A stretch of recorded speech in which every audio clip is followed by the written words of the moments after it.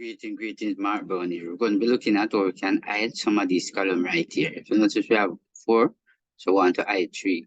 How are we going to do that? Right? What I wanted to do, come like this, click here, and then we're going to block all of this. Now, when you block all of this, you're going to go up right here and click on data. When you click on data, you're going to come across, you notice this is a group right here, and then click on group. Now, when you click on group now, right here, show your row or column. Focus this column. I'm going to click on that. I'm going to click on OK. If you notice right up here, bring up a minus. But if you notice it's still there, when you click on a minus, you notice you haven't seen it.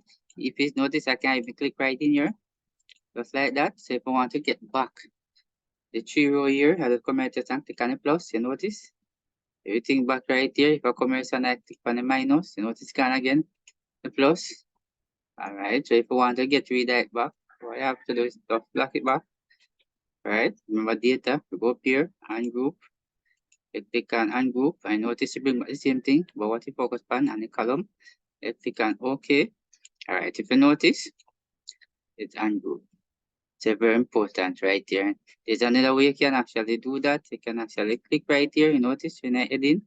I want to do that now, you can actually drag it right over here to the right, put the cursor up here, right there, right click, you notice right here, show you hide. Notice the address a column, you can put it back just like that. So thanks for watching. See you in the next video.